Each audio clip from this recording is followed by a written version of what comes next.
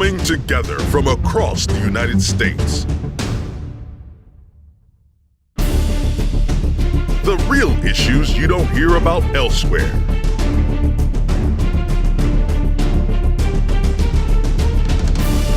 Focusing on what matters to you and your neighbors.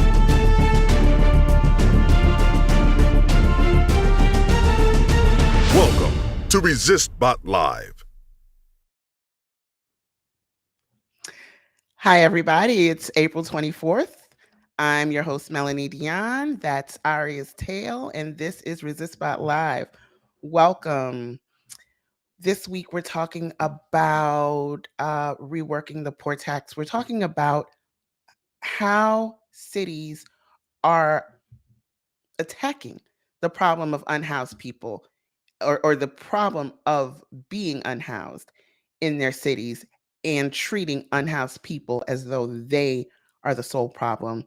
We're here today at 1, like we are every Sunday, 1 p.m. Eastern on YouTube. If you want to catch up with us every week, you can subscribe. Just go to rs.bot/video. If you're listening from a podcast, you can join us on Twitter or anywhere using the hashtag LiveBotters. And you can subscribe to our podcast at rs.bot/pod. And I'm saying listen from a podcast. I mean, obviously, listening from a podcast platform. We're the podcast, Resistbot Live. So thank you again for joining us. As I mentioned before, we're talking about homelessness, unhoused people, and starting with the fact that 47 states and the District of Columbia have at least one law that restricts acts like panhandling or standing in roadways, building encampments, and a number of activities that unhoused people rely on just for survival. So I'm going to start bringing up the all-girl band, and we are going to get into this discussion. First, I'm going to bring up Athena Foulé. Hi, Athena. Hi, Mel. Hi, everybody. How's it going? Going great. How are you? Ready to get into it today? Good. Happy to be back this week and learn a little bit more about how different states are treating the unhoused and what we can do about it. Welcome back. Welcome back. Thank you so much. And we also have blogger extraordinaire, Susan Stutz.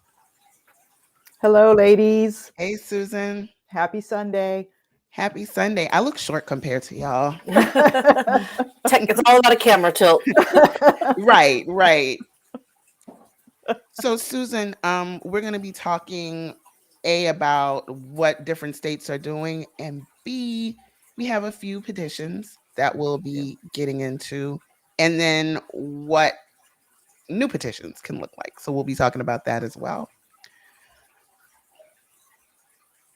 I think the first thing when we think about humane treatment, when we think about policies that have human interest, typically this conversation goes more or less with one side or another having the blame on an issue, right? This is something that is not at all partisan. Susan, when you look at, you live in a state that's not necessarily a blue state. Florida is decidedly a red state. I live in a red state as well. I don't necessarily see that many policies here. Not that they don't have them, but when we look at that, it seems to be something that's not only a partisan issue. Do you see much difference in Florida where you are, which is also very touristy?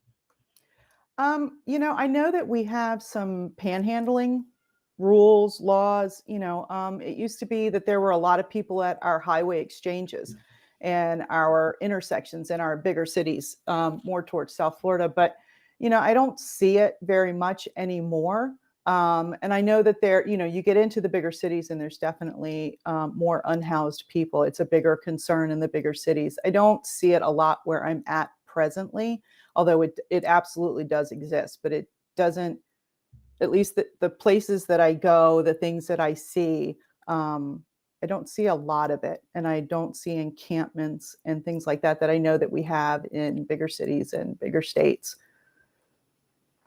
And I think I think one of the issues that I've been reading up on is when we start dealing with those bigger cities, those places tend to A, skew a little more liberal, and B, people consider those opportunities to be greater when they're unhoused. I am sorry. Aria is back here going ham. She is not loving anything.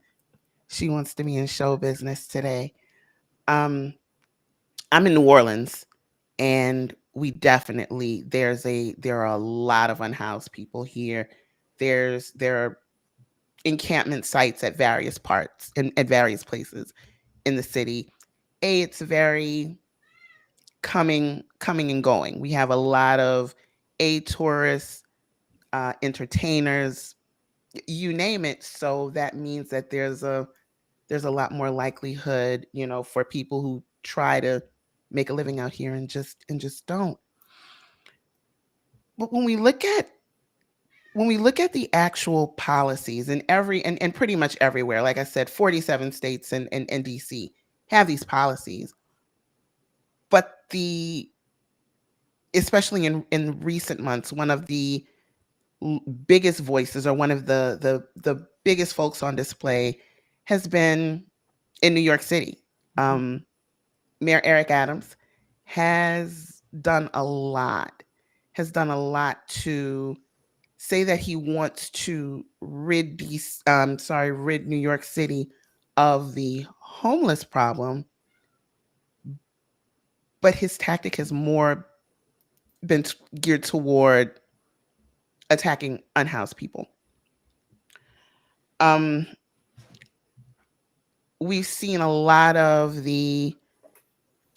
in the news the encampments being torn down, the sweeps in the subway, things like that. I would like Athena to kind of get your thoughts a bit on what that looks like for you in DC. How government has been addressing homelessness and unhoused people in DC, and where you think some of those cracks are in the process. Sure. So I think DC is unique for a lot of reasons. One, it's not a state. Two, its funding is usually very closely tied. Anything the city wants to spend their money on needs congressional approval for it. But I have to say, as far as and the populations that are unhoused in Washington, D.C. are vast, I think, given the size of what the city actually is versus the number of people who are unhoused at the moment is pretty large. However, I do have some good news in that there's a Homeward DC plan that the mayor's office does that comes at this issue from a variety of options. One is eviction moratorium and not allowing that, supporting a number of shelters around the city. Now, again, when you're talking about homelessness, it's more than just there's an easy black and white way of looking at it and saying these people are just do not have housing for whatever reasons, economic, health, or whatever issues they might be having. But DC looks at it from several angles, which has allowed it to actually have. I have some statistics that were just shared to me this week, actually, that the homelessness in DC has dropped by 13.7% across the city. There is something called an annual point in time survey that a lot of people working in this field do a census, basically, of those experiencing homelessness across their regions. And DC had as far as single adult homelessness is concerned, not families or anything like that, there's been a 22% decrease in single adults. So how is this happening? A lot of it is, again, sort of, there's never really one quick answer. I know that there was that story in Utah where they just built homes for the people experiencing homelessness, and that drastically cut that, and were able to support and uplift them out of that. So that's definitely one way, resources allocated that way. But so DC is looking at it from a little bit more of a holistic viewpoint. We're trying to make sure that their experiences in reentry are positive. They get collaborative assistance through these agencies that are working with people experiencing chronic homelessness. Chronic homelessness is 6 months onwards, basically. But what I think also makes DC unique is this idea that um, Veterans Affairs is here in Washington, D.C. Not to say that Veterans Affairs isn't around the U.S., but I feel so many of the stories of our friends experiencing homelessness are I've come here to claim what's due to me. I have come here seeking assistance, or I have come to the D.C. area to seek out what was owed to me given my time in the service, or what I feel was due. So in my experience in street greetings is there's a significant, and I'm also happen to be in the Foggy Bottom area. There happens to be a tremendous amount who are veterans, and if people take the time to have conversations with these folks, I think we'll quickly realize how much closer any of us really are to homelessness versus launching ourselves up into space to explore the stratosphere, because these folks are not. Some definitely are struggling with chronic mental illness and down in their luck, as they would say. But a lot of this is a manifestation of systemic marginalization and oppression by our systems. So, yes, I think DC. When you read about the homelessness and tips and suggestions on how to work with them, a lot of the recommendations you'll see are people saying move to more liberal cities, move to cities where the resources are available to help and support people coming out of that. But and so DC, I think, matches that in a good way. But it is a pretty, it's never going to be enough, but it is a relatively decent success story on our end here in DC. And thanks so much. And that's the thing. I'm glad you mentioned that, because I'd like to talk a little bit about the breakdown of what homelessness looks like who's out there. You mentioned veterans, and that's roughly about 11% of the homeless population. When you look at from the perspective of physical ability, 40%, over 40% of unhoused people are also disabled. And then when you not only look at that statistic of them being disabled, but then you have to start dealing with, what does receiving services look like for them? What does it look like if they get to a shelter and that shelter isn't accessible? Mm-hmm. I talked to our friend Valissa Thompson, because I'm always loving her input, and she has done some work on a report with the Century Foundation. But one of the things that she said to me, or one of the things that she actually said, was that disabled Black and Latinx renters were especially likely to be housing insecure. And that's roughly at 52 and 50% respectively. And she went on to say that the significant unemployment and underemployment rates of disabled people in comparison to their non-disabled counterparts, especially those of color, as well as a host of other factors, contribute to houselessness of disabled people, and it goes ignored and unnoticed in these discussions. One of the reasons it's so easy to push past this problem is because we're pushing past the people who in other ways get ignored anyway. These are when we're dealing with people of color, when we're dealing with people who have mental illness, when we're queer youth, 20 to 40% of queer youth are homeless. And if you just look at New York City, the average age for gay and lesbian youth, 14.4 years old. The average age for trans youth, 13.5 years old. So when you go back to encampments being destroyed, when you go back to people being rousted on the subway, when you go back to people being rounded up, some of these people are children who need other services, who need educational services, who need family services, and instead they are being forced into, more times than not, more difficult situations. I mean, everything is connected. right? So when you look at unhoused youth, then you have to look at sex trafficking. It's just one thing after another, and we're not dealing with the issue. And when we're talking about liberal areas and liberal cities, it's absolutely the place where we're more likely to find aid and programs. But one of the things that I've been reading, the New York Times had a very interesting article, or a very interesting, sorry, video about the role that blue states and blue cities play in the wealth gap, in the housing crisis. So when we start talking about being housing insecure, when we start talking about homelessness, as much as we want to, point fingers, Tennessee just made this bill that's basically a poor tax, where you, for panhandling and encampments, a $50 fine, and you have to do community service. And it's free labor. You're exploiting unhoused people for free labor, and there's no other way to look at that.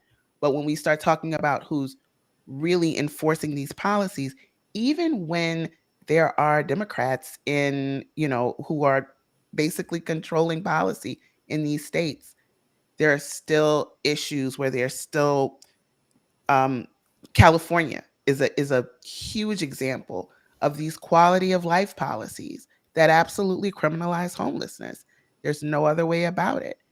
These are the places that have what they call hostile construction, where there are spikes on the ground so that people can't sit there. There are gaps and awnings so that you can't be sheltered from the rain or the elements. We just had Earth Day. Unhoused people are the first people to be impacted by climate change. When we look at how there's noted increase in heat stroke, there's and none of these things, these aren't the things that are being addressed. There are so many issues and solutions that are being leapfrogged over in favor of fines, service, throwing things away. Mhm. I wanted to talk a bit about who's doing the work, though, because you mentioned some about DC, Athena. You mentioned, and there's also we've talked about New York, and there's Project Hospitality with Reverend Troya, who is doing amazing work in Staten Island. Um, I'm here in New Orleans. You've heard me talk a fair bit about Alan Keller and the work that he's doing with Tailgate Together, the hashtag Tailgate Together, who one of the reasons that it's been difficult to schedule him is because on every Sunday he's out feeding unhoused people and things like that. So I wanted to, when we talk about how terrible things are, I'd like to talk a little bit about the things that you've seen that have worked, or anyone that you want to put a spotlight on who's doing the work, especially in helping unhoused or people who are housing insecure. Sure. In DC, again, we're pretty fortunate. There's a lot of infrastructure for this. I know some crews who go out on Friday nights, and the tent cities into DC and the city specifically are getting more and more organized. So they have welcome tables now. People are giving them food throughout, the week.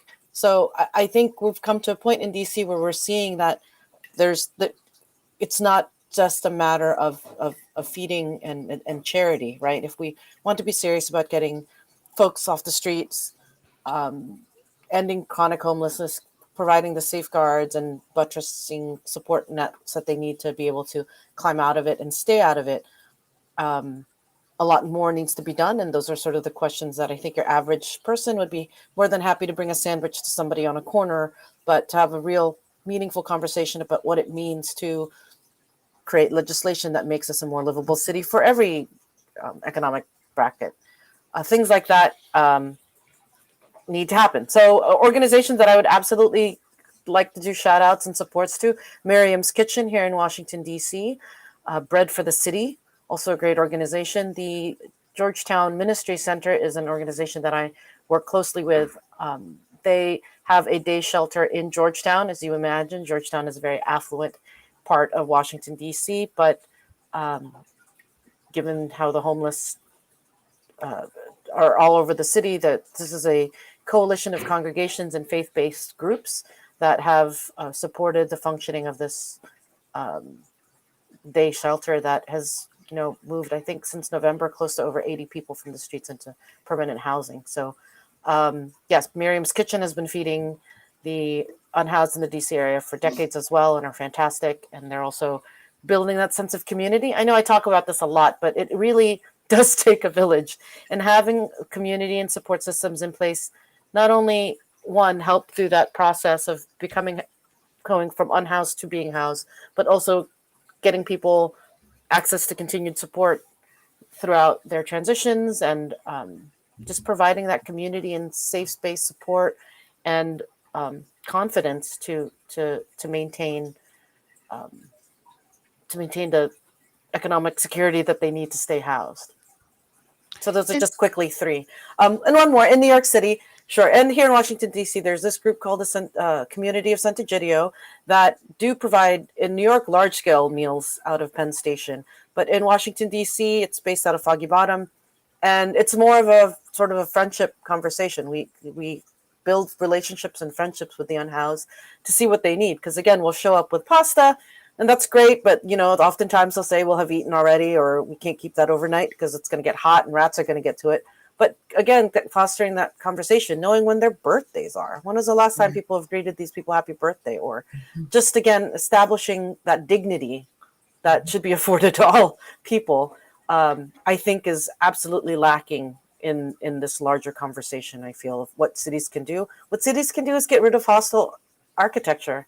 That's ridiculous. You're right, Mel. What this idea of public spaces no longer being public. I mean, public spaces, by the nature of being public, should be a place for everybody. And yet, by putting armrests, having a bench, but putting an armrest there is basically saying no one's allowed to lay down here. Or having those spikes so that it also discourages people from loitering or sitting. I mean, yes, there's a lot of terrible here, but I would probably say, of course, house and feed them is the very first priority of what you need to do. But there is a larger conversation that needs to happen about acknowledging the inherent dignity and humanness of these friends. Absolutely. When we talk about the war on homelessness, it's absolutely what we're looking at right now as it's being conducted, a war on unhoused people, and that's just not acceptable. One of the key things that Eric Adams brought up, he brought up how, well, this is undignified. I've seen this and this is undignified. Okay, but these are still people. These how much dignity do we afford poor people? Because I mean, it's starting with homelessness, but then it extends. When you think, I'm a New Orleans resident. After Katrina, they tore out a lot of the housing developments, and the word was, well, this wasn't supposed to be permanent housing. This is not supposed to be permanent. But how much money do you have to have before you get to feel a sense of home?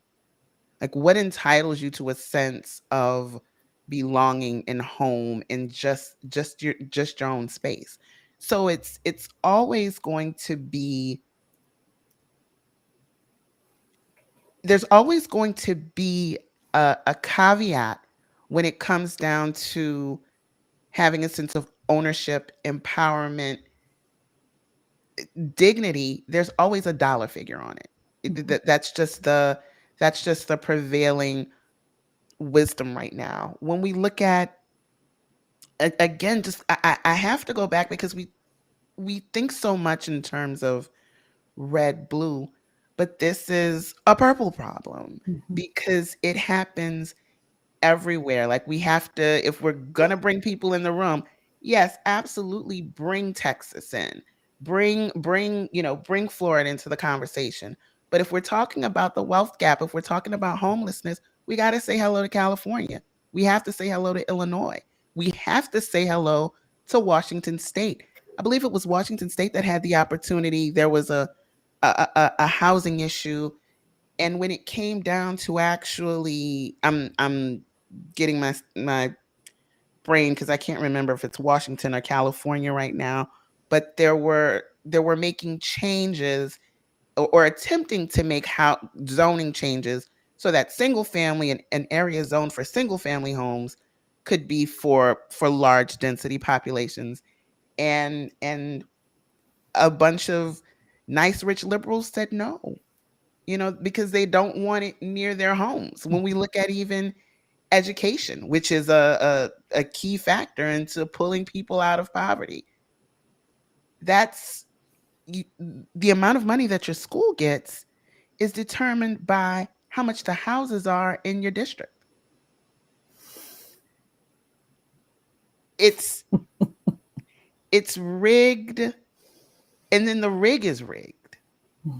So there has to be, it has to be more than just us looking at what party is doing what, and it has to get down to what we are doing as people.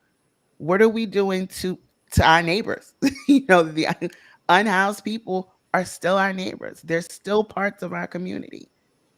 We all, I mean, I grew up, I had to go across town to school, and there were 5 men that I knew. There are 5 men that if you put a picture of them up, that you were on Canal Street in 1992, because those men were part of our community, and we have to look at them like that. So and that means calling on more, not only of ourselves but also of our representatives.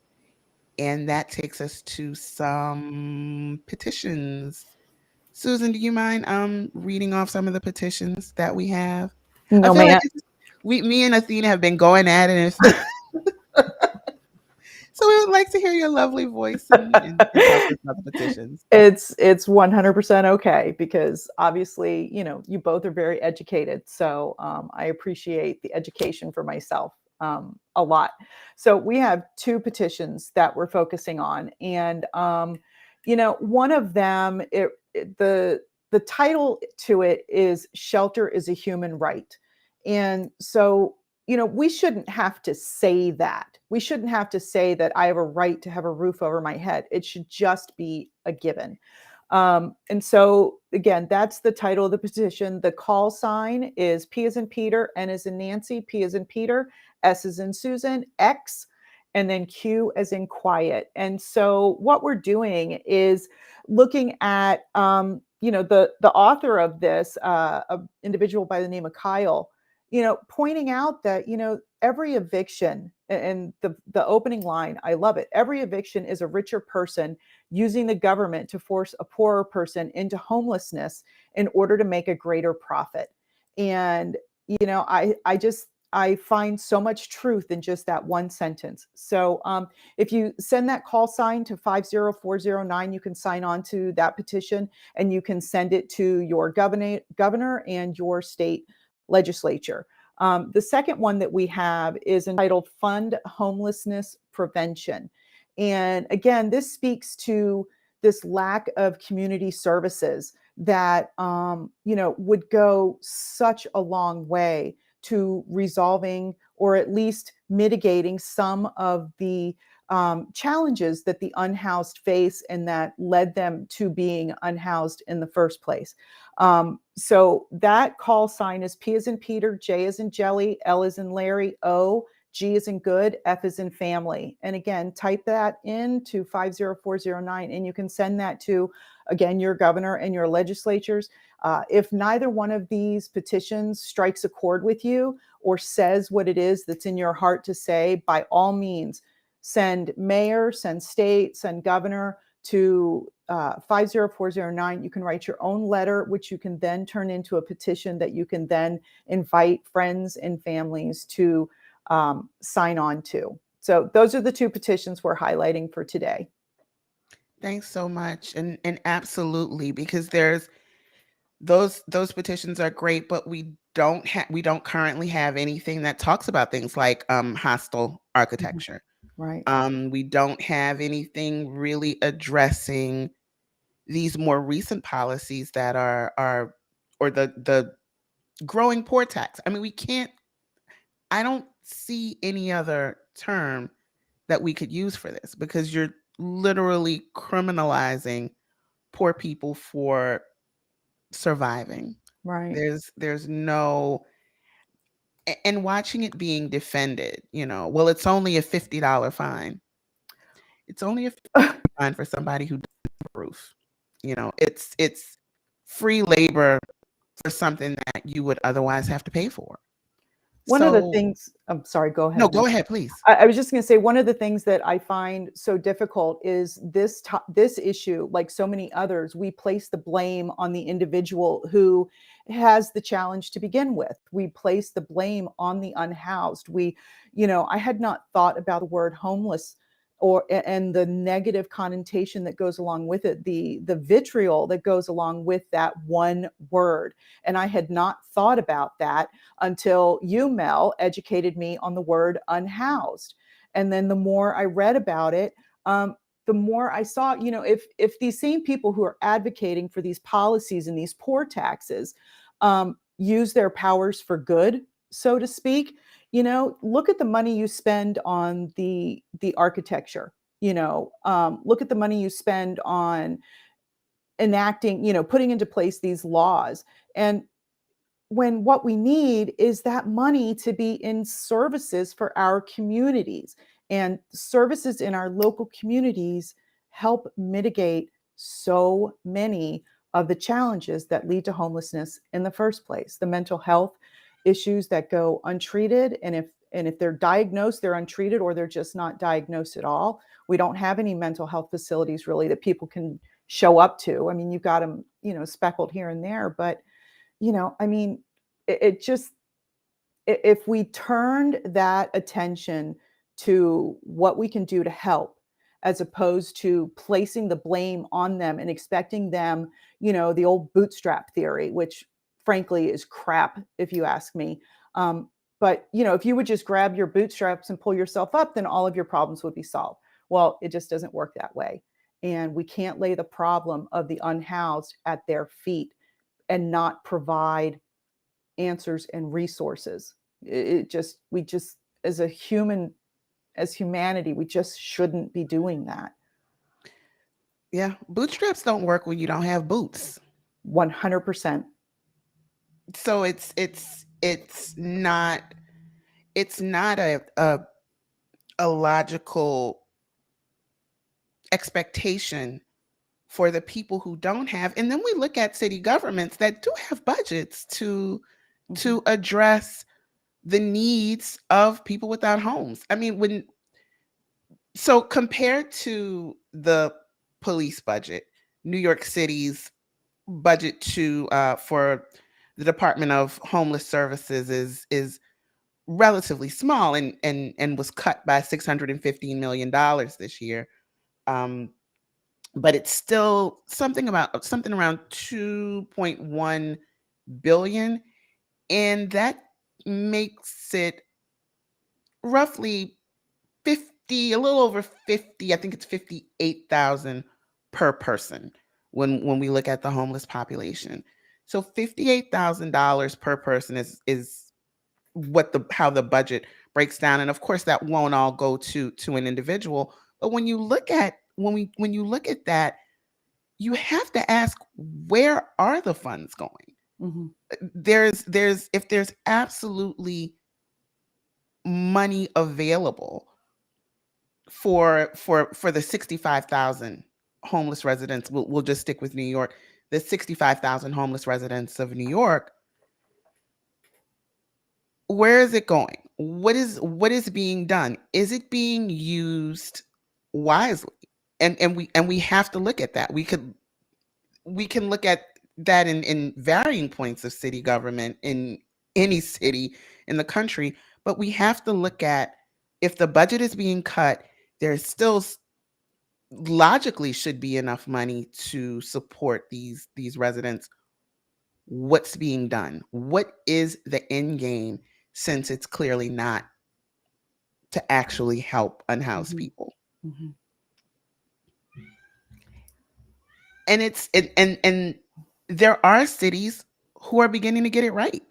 I think, Athena, you had some information on that, on one city who has been answering the call to help unhoused people. I do, and I give Texas a lot of grief, but I I have to love say, to. I have to say, Rightly so. right. I have to say that Houston, however, has some successes to share. Within the last decade, they've actually cut their unhoused populations down by over 50%, which is truly amazing. They are very organized about it. The Coalition for Homelessness has been around since the 1980s, and um, they've approximately 30,000 people across Harris, Fort Bend, and Montgomery counties have accessed some of the services that they provide, from clothing or food assistance. So some lessons to be learned from that. There was an op-ed in the LA Times, because everybody likes to tell Californians what to do, especially when they're doing things well. But what can Houston teach Los Angeles about solving homelessness, or some other cities that are experiencing this? So around the same time that Houston really got motivated in addressing their unhoused populations, this was also happening in San Diego, and they both kind of took different approaches to things. And what I think has lent Houston more success, and then the article that I'm quoting from the LA Times basically breaks it down. First, it's basically their scale of effort. Their focus has been almost laser focused on providing affordable permanent housing units, much more, of course, including health and social services to that, but it really is the development of permanent housings to facilitate that transition. Second, they're very well organized. They also have a sense of pragmatism. I think even in our own conversations today, we've been talking about dignity and like their worth and the compassion piece to that, which is absolutely critical and important. But Houston, not that they haven't done that, but they have been really making a key strategy about defining homelessness as something that needs to be rare, brief, and non-recurring.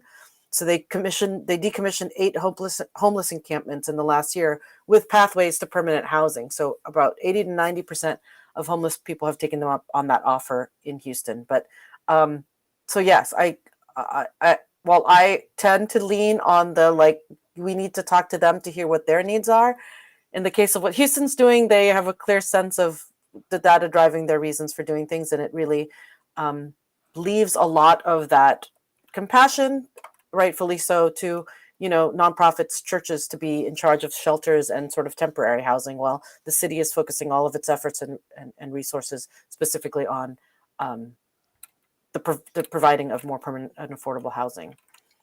And one of the things, I'm sorry. Yeah, no, that's all. And so just lastly, in comparison to why they feel that this article at least is saying that Los Angeles is missing the mark on this, is because that nobody is in charge, and LA is I mean, it's a massive urban sprawl, as is Houston. But again, this idea that the laser focus with which the coalition in Houston has been able to dedicate, a decade's worth of energy and focus on it, is something that they're hoping to inspire Los Angeles to do as well.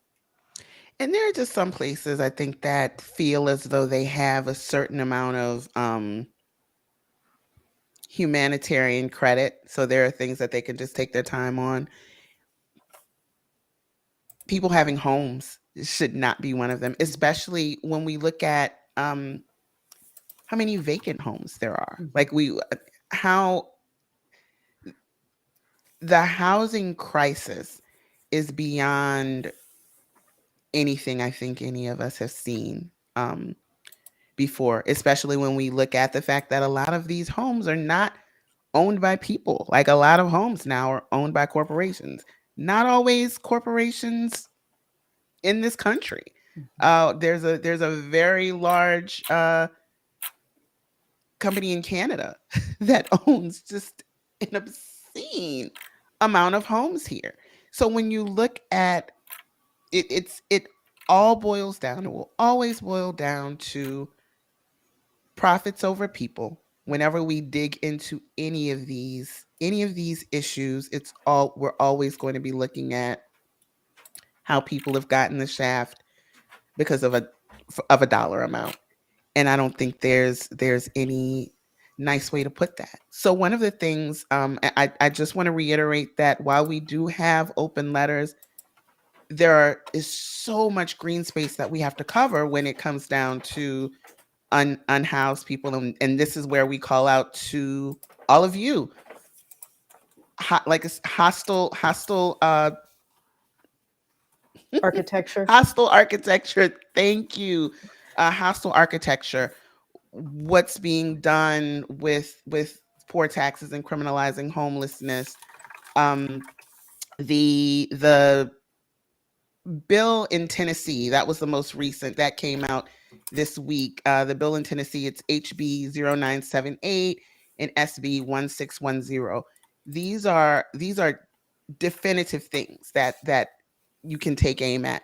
Let your representatives know what you think about policies like this, and what you want done to combat this problem in your own backyard, because it is something that affects all of us. This is not a somebody else problem. It's a societal problem.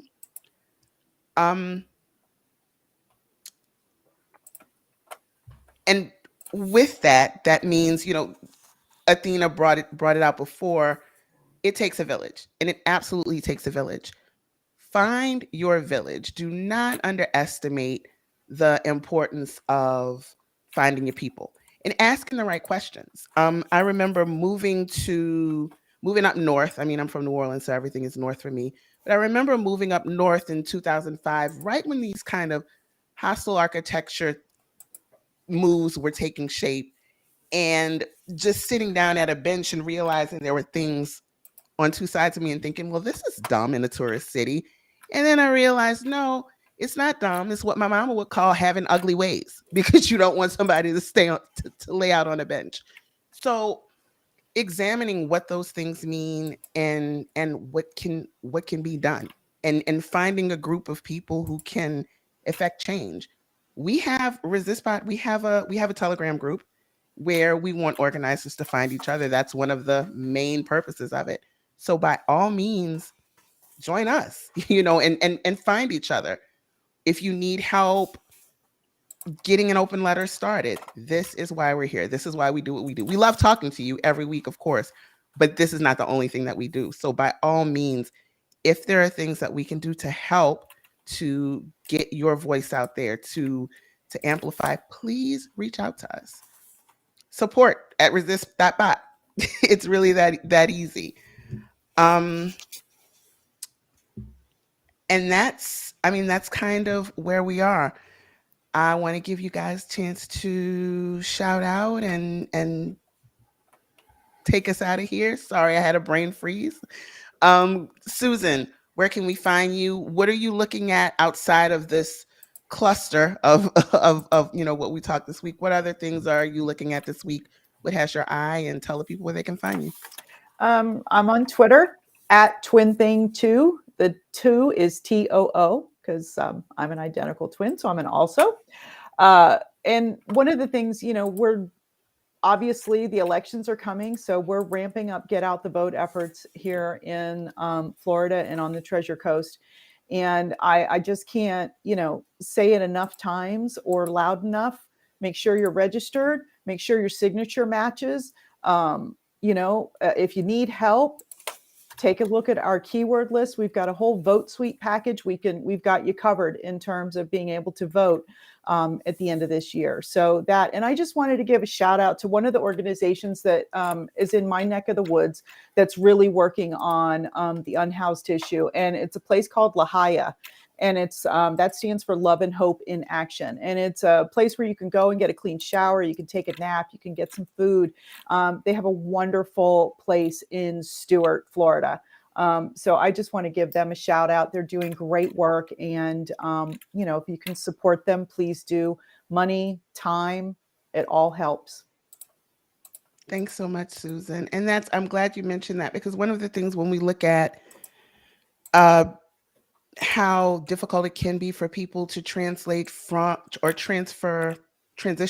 from living on the street to housing, if unhoused people do not want to utilize the services that you have, that needs to be interrogated. Where are the shortfalls? What needs are you not meeting? Because that is not that's a failure on a governmental standpoint. So thank you so much for pointing that out, Susan. And Athena, can you shout out some folks and let us know where the people can find you? Sure. I am still on the Twitters at AM Fule.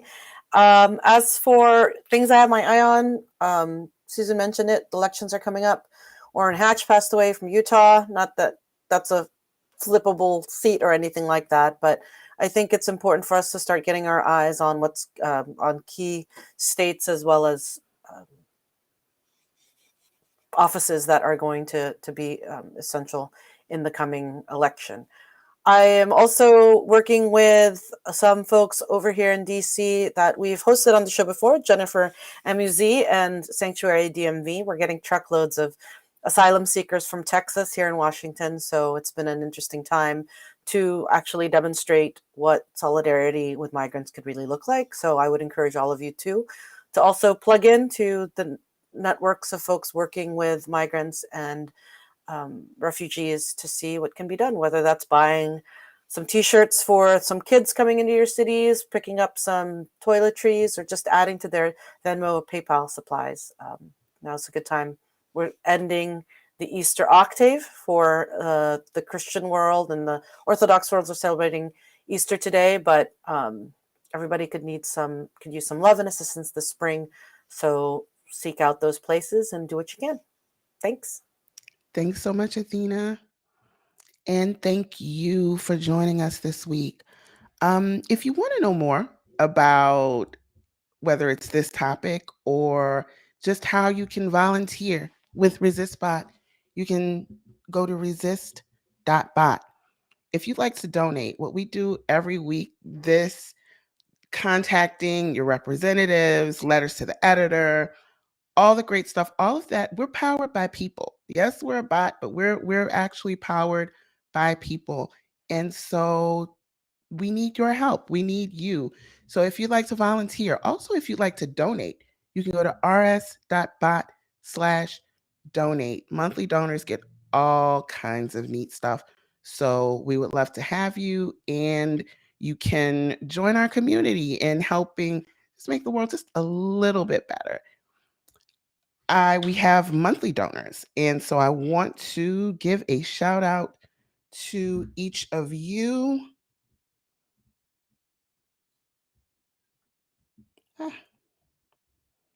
Sorry, and that's Mary from Ponte Vedra Beach, Florida, and the focus is defeat DeSantis.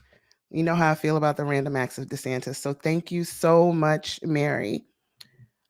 You can follow us here every week, rs.bot/video. We're here every Sunday at 1 p.m. on our YouTube channel. You can also follow us on Twitter at Resistbot Live and our main account at Resistbot. Our podcast will be up every Monday. You can subscribe to that, rs.bot/pod. And again, you can join the conversation by using the hashtag LiveBotters. So again, I'm Melanie Dion. This has been Resistbot Live. And I thank you for joining us, and see you next week.